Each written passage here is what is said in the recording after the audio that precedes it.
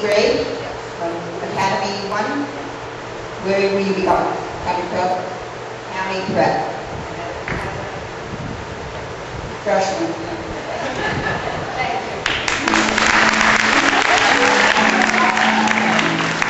And now we have our high school graduates.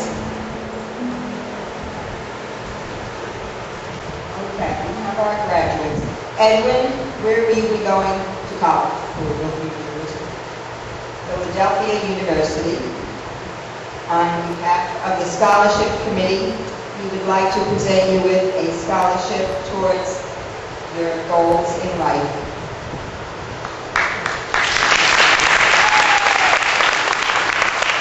Alvin, now I know you didn't graduate yet because school is going till what year?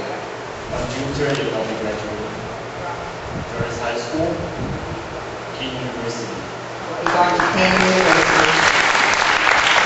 Again, on behalf of the scholarship committee, we are presenting a scholarship to Alvin. And not least, Rexford Morrison. Rex, you graduated from St. Mary's High School. and you will be going to? Northwest State University. The children of the American Revolution. We would like to extend our congratulations to Old Bergen Church in honor of this great occasion.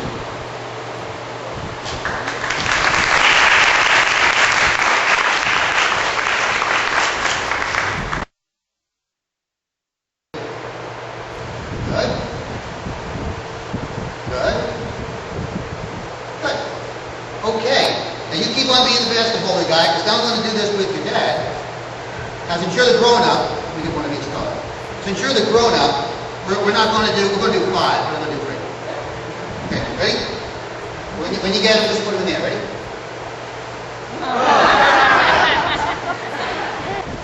From that, what do we just learn about when it's easier for you to get what's going on, to understand what's going on, to pay attention to what's going on, when we're doing only one thing, or when we've got everything we're trying to deal with at once? Which one's easier? Sure, when you deal with only one thing at a time. And I think we already knew that. So since we already know that, why is it still so hard for us to do? Well, let's see.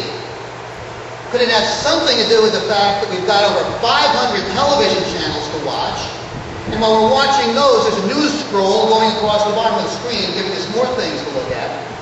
We've got digital recording equipment, because heaven forbid there should be something on one of those channels that we didn't get to see. Why? Because we were watching something else on another channel.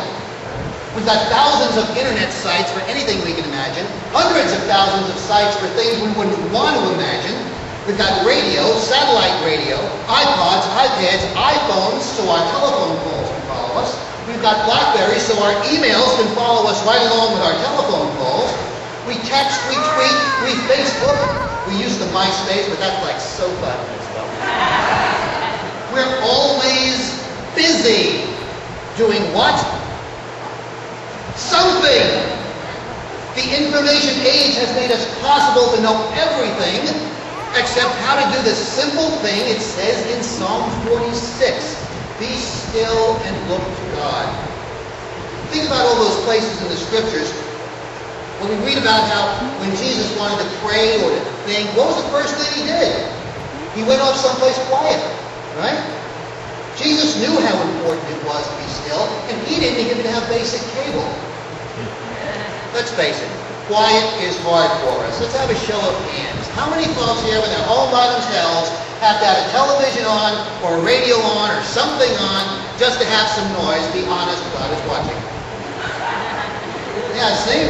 We're just thinking, we're just not comfortable with silence.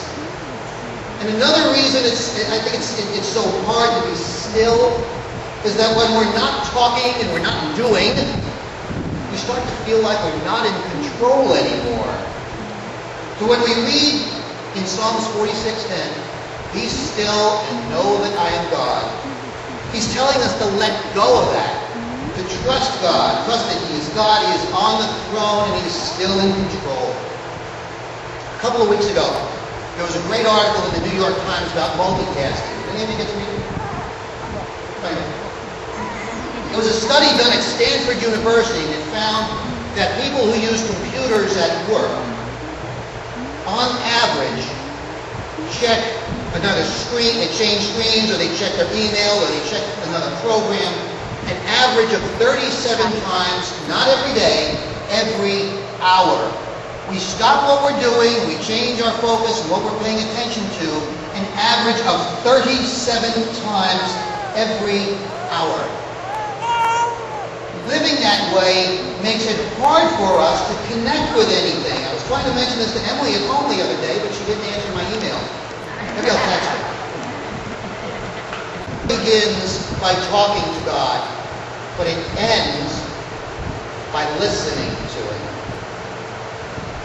Okay, just real quick, we have a coffee hour after this, and I got a bunch of these here. These have these balls that John was...